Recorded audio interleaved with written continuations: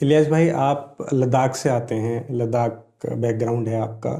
और इनिशियली लद्दाख में इंग्लिश और हिंदी जो लैंग्वेज है वो कहीं ना कहीं इनिशियली टफ मानी जाती है। लोग जी नहीं उस तरीके से बोल पाते हैं, कहीं जी ना कहीं लैंग्वेज बैरियर आ जाता है। लेकिन आपने वहाँ से निकल के नेशनल रियलिटी शोज जैसे इंडियन आइडल, ये दिल है हिंदुस्तानी, यहाँ पे परफॉर्म किया, तो जी आपको कभी ये चैलेंज नहीं आया लैंग्वेज का?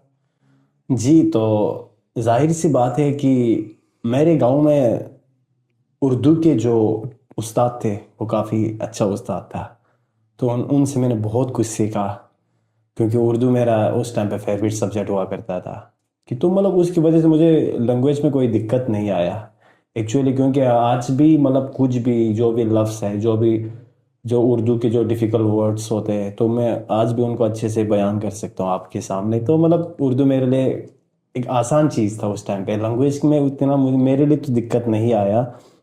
हाँ बेशक कि मतलब जैसे कि मैंने आपने कहा कि इंडियन आइडल जैसे बड़े लेवल के शो जैसे दिल है हिंदुस्तानी है, हाँ उनमें मैंने पार्टिसिपेट किया।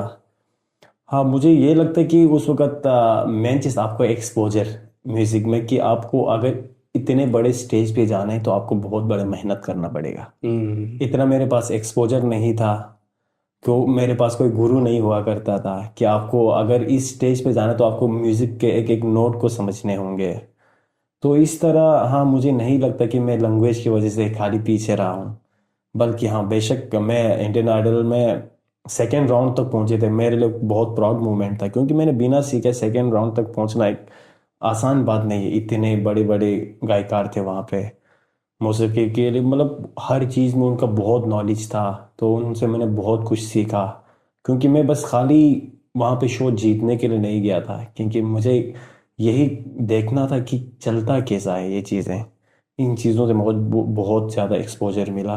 तो इसी तरह मतलब इंडियन आइडल में मैंने पार्टिसिपेट किया, दिल है हिंदुस्तानी में पार्टिसिपेट किया, तो अच्छा लगा। और बस मेरी मेहनत की वजह से, मेरे जो उस्ताद की वजह से और मेरे रियाज की वजह से मैं मुझे लगता है कि मैं थोड़ा सा पीछे छूट गया। जी तो इलियास भाई, एक चीज़ बताओ, जैसे आप जब जाते थे कॉम्पिटिशन्स में तो वहाँ पे जो आपके साथ बाकी लोग थे, जी उनको ऐसा लगता था कि यार ये मतलब लैंग्वेज का बैरियर लेके यहाँ पे आ गए, ये कैसे गाएंगे, ये तो लद्दाखी हैं, इनको कैसे आएगी हिंदी? नहीं नहीं, ये चीज़ नहीं हुआ भैया। देखिए कि जब मैं इंडियन आइडल की जो ऑडिशन हुआ था वो दिल्ली में हुआ था, कि उस वक्त मैं गिटार लेके बजा रहा था। उस वक्त मुझे एक दो कोड बजाने आते थे गिटार का। तो उस वक्त लोग बैठते थे मेरे सामने, कितने इतने यार लद्दाखी बंदा, लद्दाख उनको पता ही नहीं था उस टाइम पे। मैंने कहा मैं लद्दाख से हूँ, तो कहते वहाँ पे क्या आप मतलब कैसे आते हो, कि मतलब ऐसे क्वेश्चन राइज कर रहे थे, क्योंकि उनको पता ही नहीं था लद्दाख के बारे में। तो उस टाइम पे अब धीरे धीरे फिर मैं वहाँ पे जाके गाने लगा, तो उन्होंने कहा यार इतने मतलब जैसे होते कि जैसे कि हम हमें हमें देख के लगते हैं उनको कि ये हिंदी अच्छे से नहीं बोल पाएंगे। तो फिर कोई बंदे ने कहा यार ये हमसे भी ज़्यादा अच्छे गा रहे, वर्डिंग जो शब्द यूज़ कर रहे जो हमसे भी अच्छे गा रहे। तो वो चीज़ हाँ कुछ इतना वो नहीं हुआ था जी।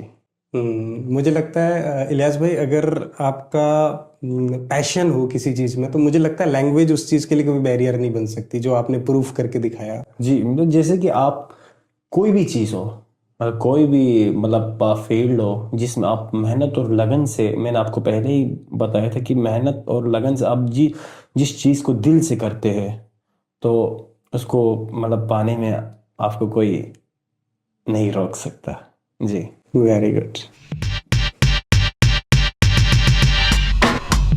इलियास भाई, जैसे हमने डिस्कशन किया कि आपने इंडियन आइडल पे भी परफॉर्म किया है, जी। तो वो कौन सा गाना आपने वहाँ पे गाया और कैसे आपने सब लोगों को मोहित किया? आप स्टेज 2 पे गए, तो अगर वो मेरे लिए गा दें तो यहाँ पे। वो गाना था बाजीराव मस्तानी का, वो भी अरिजीत सिंह जी ने गाया। आयात सॉन्ग है, आयात सॉन्ग का नाम।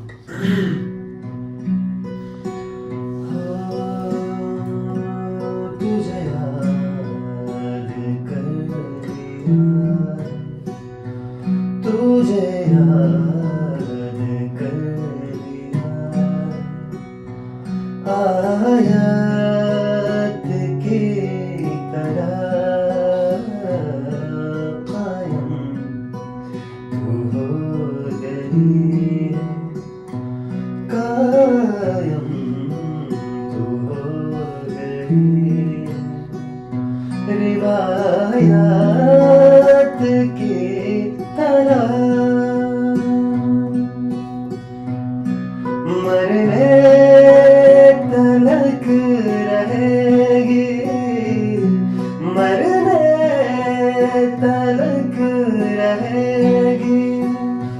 वादात की तरह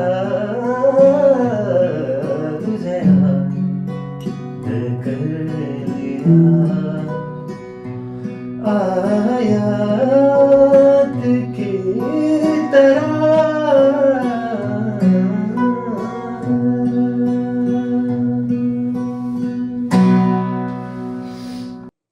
इलियास भाई, आज आप शोज करने के लिए पूरे इंडिया में ट्रैवल करते हैं, मेट्रो सिटीज में जाते हैं, लेकिन लद्दाख से निकल के फर्स्ट टाइम जब आप फ्लाइट में बैठे तो कैसा लगा आपको? मतलब डर लगा या कोई एक्साइटमेंट थी?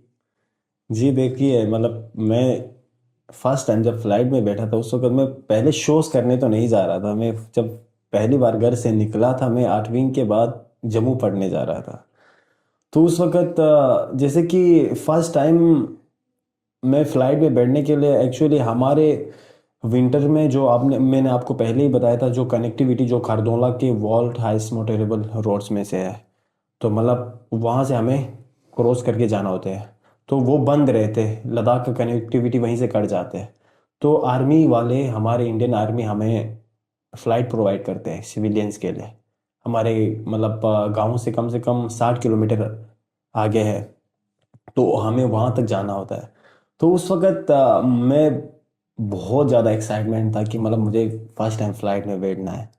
तो मैं, क्योंकि वहाँ पे लिस्ट वाइज आपका नाम लगता है कि आप कहाँ, क्योंकि बहुत ज़्यादा पब्लिक होते हैं, क्योंकि रश होते हैं, तो उसकी वजह से आपका लिस्ट के हिसाब से जो भी पहले उन्होंने फॉर्म भराया है तो उसके हिसाब से चलते रहते हैं काम। तो मैं 2 दिन पहले ही उस मेरे गांव में से वहाँ एक मतलब 2 घंटे का ही रास्ता है, लेकिन मैं 2 दिन पहले जाके बैठ गया दूसरे जहाँ पे मतलब एयरपोर्ट है उस गांव में। मतलब मैं उसमें ना कोई पहचान है, जान पहचान है, मैंने मम्मी को ज़बरदस्ती करके ले गया वहाँ पे कि मुझे मतलब जाना है, क्योंकि कल अगर बर्फ़ बर्फ़ गिर गया तो हमारा रास्ता फिर बंद हो जाएगा, फिर मैं यहाँ पर रह जाऊँगा, क्योंकि मुझे बस खाली फ्लाइट में बैठने का वो एक्साइटमेंट था। तो उस वक्त मैं 2 दिन पहले ही चला गया वहाँ पे, तो मैं बहुत ज़्यादा एक्साइट था। तो उस वक्त इंडियन आर्मी का मैं I am very thankful to Indian army कि मतलब उन्होंने उस वक्त हमारे मतलब जितने भी रिमोट एरिया थे उनके लिए मतलब ये आर्मी फ्लाइट प्रोवाइड करते थे उस जगह से।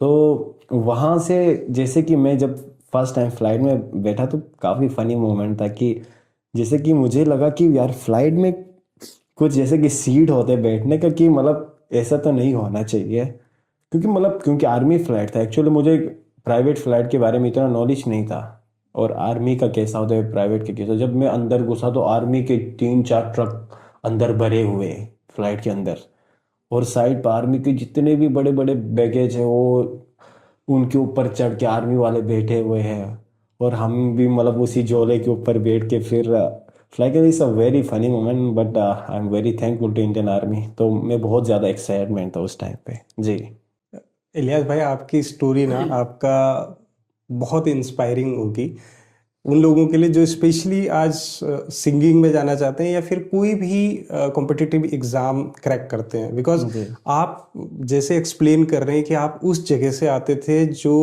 मतलब कि कंट्री से कट जाता था बर्फ की वजह से और ये सब की वजह से, और एक पर्टिकुलर टाइम के लिए आपको वहां से अपलिफ्ट करती थी आर्मी जी कि दूसरी जगह जाओ। जी मतलब आप ये सोचो कि आप अपने घर से कई दिनों तक, कई महीनों तक दूर रहते थे just because of weather condition and all, जी और उस जगह से आपने निकल के अपना मुकाम हासिल किया। इलियास भाई, मतलब very very motivating and very inspiring for all of us. Thank you, great great. Thank you so much. Ilyas भाई, लद्दाख का वेदर बहुत खूबसूरत है जी वहाँ पे।